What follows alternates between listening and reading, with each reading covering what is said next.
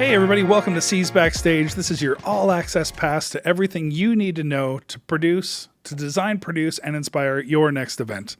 I'm your host, Troy Peters, C's very own Chief Experience Officer, here to guide you through the world of live event production. Remember to subscribe to the podcast at cspro.com/backstage or wherever you find your favorite podcast so you too can be backstage.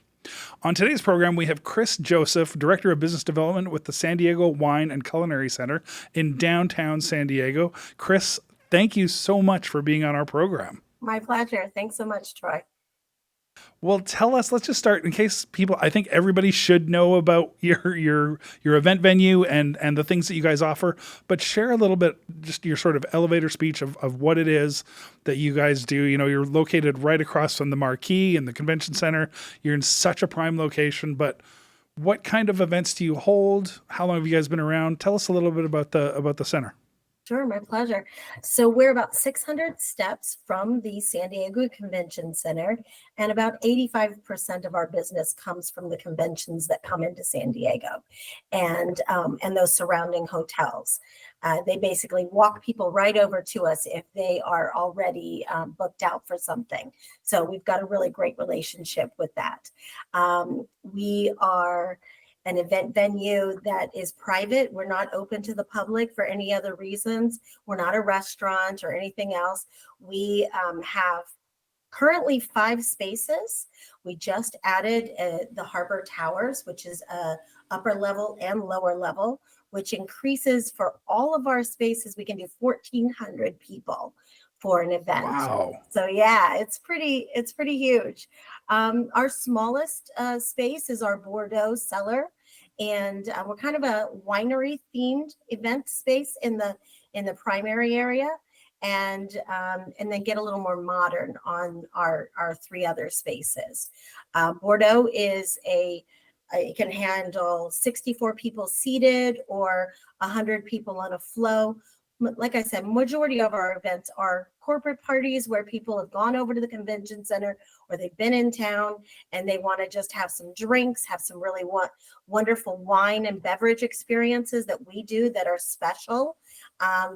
We have a sommelier on site. We do things like infused bubbles into the drinks.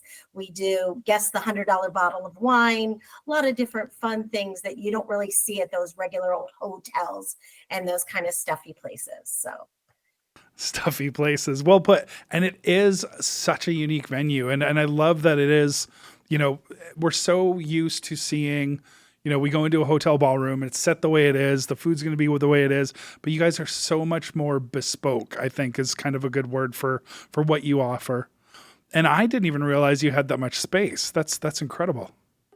Our owners are two women that have been in the business for about 40 years, and they are San Diego amazing icons that decided they wanted to extend their hospitality and create an event center down there. They knew location was the biggest part.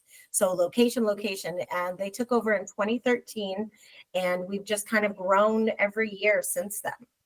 And That's they really, fantastic. we've got it's a lot of warmth, it's a lot of candlelight and beautiful winery type of feeling. In our Zen patio, there's a lot of white candles and more of a modern contemporary look. And then our Harbor Towers is all kind of warm with copper and gold. So we do everything from like I said, the main corporate events to weddings to milestone events, birthday parties, 50th birthday party, retirement, whatever you're looking for, we can do it. So I love it. And a big thing that, we're always professing on our podcast, but even with our clients is really about, we can throw all the technology you want. We can do anything you want on a technology standpoint. But the first thing we want to do is find out what your story is and what that journey is you're trying to have your attendees take. And when you go to a space like you guys, you've already established that, you're already doing something different, right? You're already stepping into this world of, okay, we're not just at a hotel. We're not just in a ballroom. We're in, and you're starting that experience right out of the gate, right? When you walk up to the building, you feel it.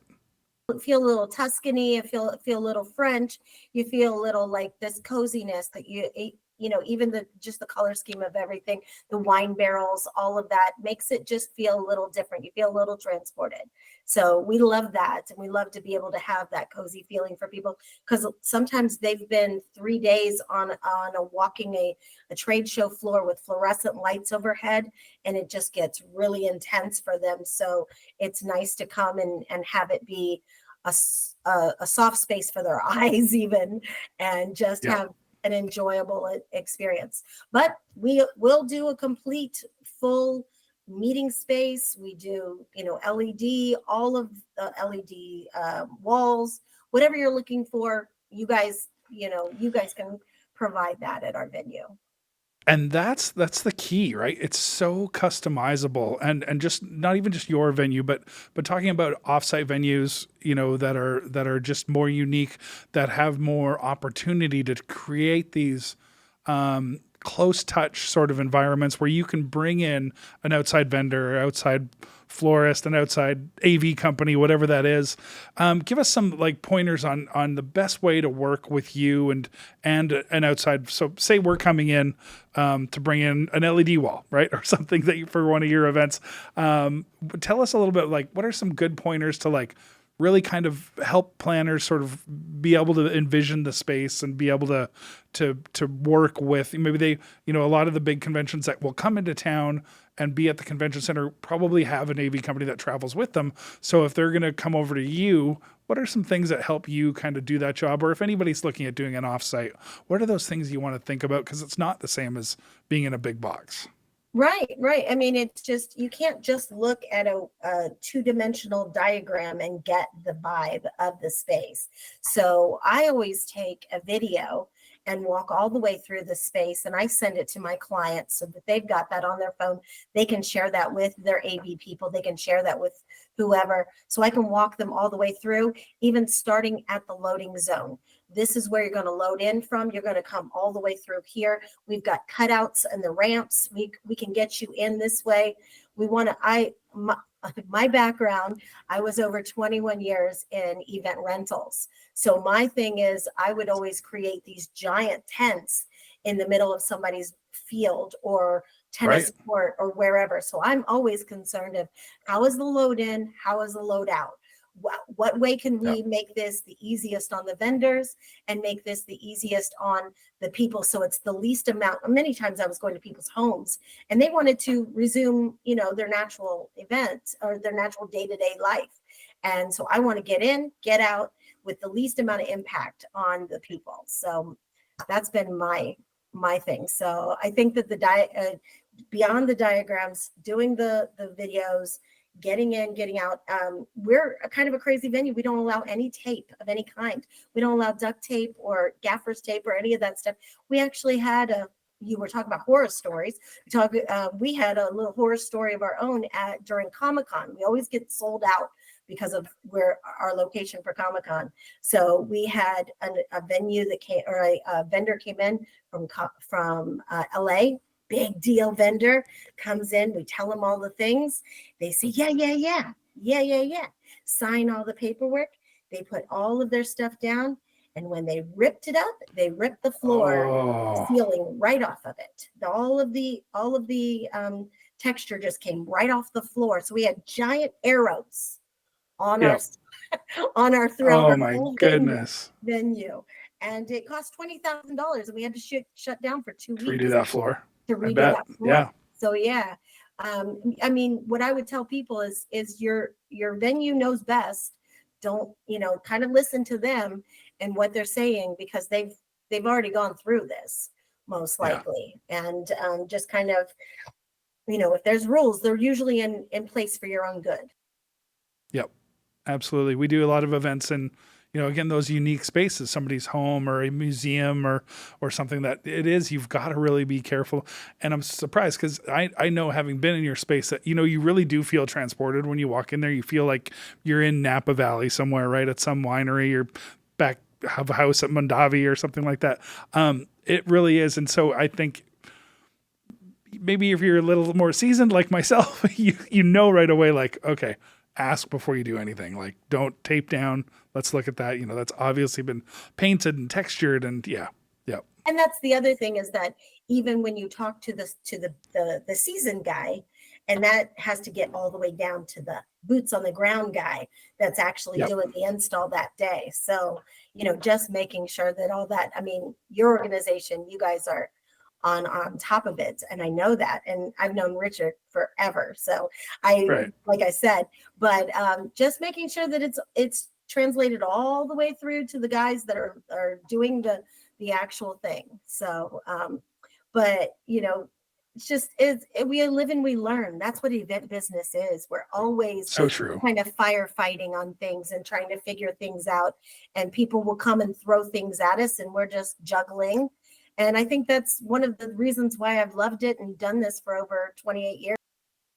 I agree. I always say, you know what? If it went perfectly, when something always goes wrong, right? Something, or maybe not wrong, but there's challenges on site, right? There always is. That's why you're there, right? If it went perfectly, you wouldn't need to be there. It would just be running itself, and there'd be no need for any of the people in our business that know how to solve those problems. You really are there to solve those inevitable problems or challenges that are going to come up. So it's a great way to put it. I love what you said earlier about how you record, you do a video of the whole space, or you provide photos. That's such a great way to share and be able to, even just sell your venue. And that's just brilliant. We talk a lot about the prep that it takes to do. I mean, you can spend so much time just loading in from a truck into a space. I think of probably the most challenging distance from dock to ballroom place I've ever been is Caesar's Palace in Las Vegas. It has got to be a mile of a push from where those docks are into elevators up to whatever floor you're on, and then all the way across the whole property to where the ballroom is. And those ballrooms are massive. So yeah, you can lose a lot of money just on those if you don't understand that in and out process. So that's brilliant that you guys do that. Yeah, if you're bringing stuff that doesn't need to be there and it has to go back to the truck, or if you're bringing stuff and you forget something and have to go back to the truck, I have been in every single one of those instances. I know exactly how that is. Like I said, I've done event rentals. I know what lighting means to a ballroom or to an event venue. Ours, we do a lot of candlelight, but I've seen my place transformed with uplights, and I'm from the days where we used to have a gel on a light, Yes, we had the me part too. hands, Me too. and we cut Yeah. out the pieces of gel film. I'm from those days. So Yeah. I have no fingerprints left because I've burned them all off over the years. Absolutely. right. So it's just it's living and learning. There's not a lot of replacement for all of the knowledge that we have in our live and learn situation. So we just kind of roll with it and figure out a way to make it work. That's actually when I do event planning on my own. Make it work is my little event planning business. I love it. I love it. That's fantastic. How long have you been with the culinary, with the center? So wine and culinary, I've been here 2.5 years. Okay. And like I said, it was like 21 years in event rentals before that. And I was actually at the Muscular Dystrophy Association doing fundraisers. We did 110 events a year, which works out to be one every like 3.5 days. Yeah, and no I was kidding. there 5 years. So, Wow. yeah, so I've got a good range of background of different types of events. And when I was doing weddings, a lot of weddings, lighting, again, like I said, is ginormously important. I've had microphones go out in the middle of speeches, and all of and having a backup mic is so important. And just knowing, nowadays you have to know if you have the Bluetooth worked out, because you might Right. have a dead Yeah. zone. You might have a situation where you are not going to get signal wherever you are. So, I mean, it's just so I important that love people that you know that. they they do Yeah. their walkthrough, and they have to make sure that they're able to utilize the actual technology that makes our life easier now. So that's one thing I really recommend to every single person, is making sure you run through everything. I was listening to your podcast with the auctioneer talking about how he likes to run through everything. And I was like, yes, Yeah. Absolutely. I am all about testing things out ahead of time. It makes Oh, me real nervous when people walk in with technology and hand it to me 15 minutes before the event. yep. Yep. You're speaking to the choir. I teach a couple of classes, and one that sells out every year for the Audiovisual Integration Experience Association, which is a huge audiovisual trade show that happens every year, is on show calling and stage management. And we use the examples of, like, you need to be ready for when something is going to go wrong, when something doesn't work, when a speaker doesn't show up on time, or the CFO hands you their slides as they're walking on stage, and you're like, this isn't the slides, the file's not opening. How do you solve those things? And one of the examples that I use, and we play the video, and I have a friend who is the audio engineer, was when Mariah Carey's microphone failed on New Year's Eve. I mean, it doesn't get any more high profile than that. And if it can happen there, it can happen to your event. I don't care who you are, where you've been. There's a chance. There's always a chance something could happen. Look at the NFL a few years ago in New Orleans. The power went out, right? And so you just don't know. So yeah, it's funny. Speaking of which, you were sharing a story before we started about a drone, thinking about things that could happen. Can you share that story? Are we allowed to talk about this one? Oh yeah, yeah. So unbeknownst to us, there's drones on the top, or there was at this time. I can't say that there always is, but there was drones on top of the convention center, San Diego Convention Center during Comic-Con. And a client wanted to fly a drone just up to see what their exhibit was, and they got shot down. It was not authorized, and it was shot Right. down, and it went right through the top of our dome. Oh man, I can't imagine. Were you on site when that happened? I was not on site, but that was Oh, it would have been like the roof is caving in. That's yeah, incredible. smashed right So a through. sniper was positioned up on the roof at the convention center, and they just took it out. Yep, yep. It was not. Crazy. Yeah, I mean, there's all kinds of things that can happen like that. I mean, in my wedding planning days, I've had people where they have set up a volleyball net and a picnic right where the wedding's going to happen. You have a permit. I have a permit from the city, but this guy's like, no, I'm here first, and Right. so we're like Rochambeau. I'm like, I'll give you $100 to move. Right. He's in his Yeah. snow and he's ready to have a volleyball time. So you do what you can, and you're a firefighter for these people. And make it as seamless as you can, so nobody That's knows. right. I started out in motion picture production, and there's certain parts of Los Angeles that you can't film in anymore because everybody in that neighborhood knows that if a film set rolls into that neighborhood, they all start their lawnmowers. And then the locations person will go give each person $100 to not mow their lawn. And so eventually they just started turning their lawnmowers on because somebody would come and give them $100 to stop. So, Hey, it's a racket. Nice little racket yeah, they got. it's Yeah. totally a racket. I love it. All right. Tell me a little bit. Are you seeing any trends, any exciting things that you've seen recently, or something maybe you're looking forward to that you're seeing in the world of food and beverage, or just events in general? Events wise, I'm seeing more micro events. I'm seeing more people going to do things a little more privately, and so that's great. But I'm also seeing in corporate, I'm seeing a return to the actual bigger parties. We're talking 350, 400, 500, whatever. And so that's exciting, is that we're getting back to those times pre-COVID where we would gather a lot of people together. And that energy, there's no substitution for that energy when a lot of people get together. I had one event in February, and they had guaranteed with me for 450 people. And at the door, they ended up having 957. And Wow. so it Wow. was wild. And I'm finding people underestimating their clients' willingness to and being in San Diego, honestly, we see higher guest counts, I think, because of the fact that the location is so beautiful, our weather is so beautiful, and that kind of thing.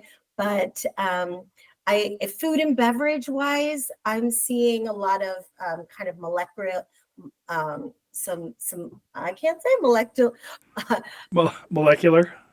spectacular. Thank you very much. Gastron. So doing things with like not dry ice, but different types of presentations, different types of kind of turning things on their head. And so that's really exciting and really fun, and individual pieces because of the challenge that we had with the COVID and everybody with the germs and all of that. So now a lot of things are individually done rather than buffet wise. And so we see a lot of people, edible spoons and, made out of Yeah. tortillas and, lots of different things. So rice that is made into a spoon. So very cool, Yeah. to kind of make it also that sustainability. I just had a client that wanted to really make sure that there was a component in their event that was sustainability, and so they donated food that had not gone out to Feeding San Diego after their event, and that was fantastic. That is fantastic. I love hearing that. So really knowing that you're going to have this event, you're going to have it for these people, but you also want to take care of the community that you're visiting into. And I mean, I think it's just, we should be taking care of each other and doing more to enrich our communities that we're going into. I like to see that out of business. I love that. I love that. And I love that the sort of give back that is, and sort of, you're helping those less fortunate, or you're just helping, right? You're making the world a little bit of a better place in the way that you can.